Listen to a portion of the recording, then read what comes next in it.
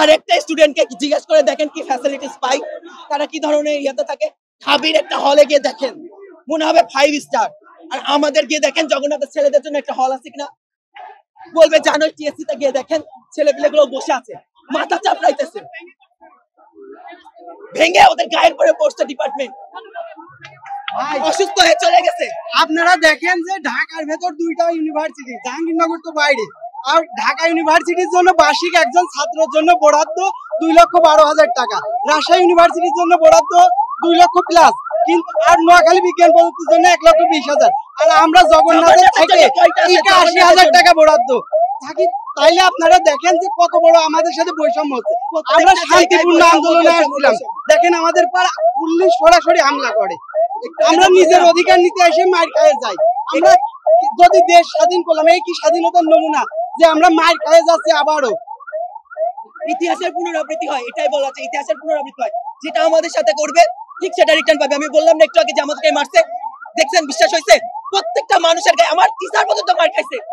আমরা মার খাইছে ঠিক আছে, আমার টিচার কেন মার খাবে? আমার টিচার কেন এখানে এসে মার খাবে? সে শিক্ষার মেরুদণ্ড গুলো আছে যে গড়ে, সে হলো আমাদের টিচার।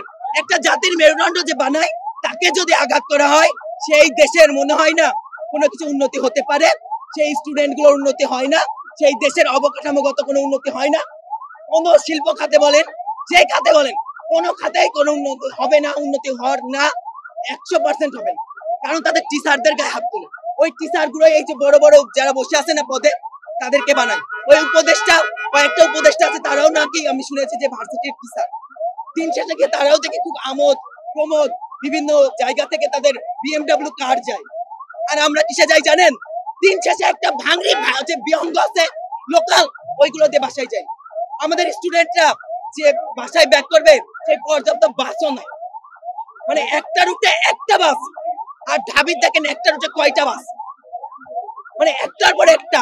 কিন্তু আমাদের স্টুডেন্টরা যে একটা টাইমে ক্লাস যদি তার মিস হয়, তাহলে সেটার জন্য আমার মনে হয় চাইতে তার 3 থেকে 4 ঘন্টা মানে জ্যাম পাড়ি দিয়ে এসে সেখানে এসে তাকে মানে ক্লাস করতে হয়। কেন ভাই? আর কত বৈষম্য?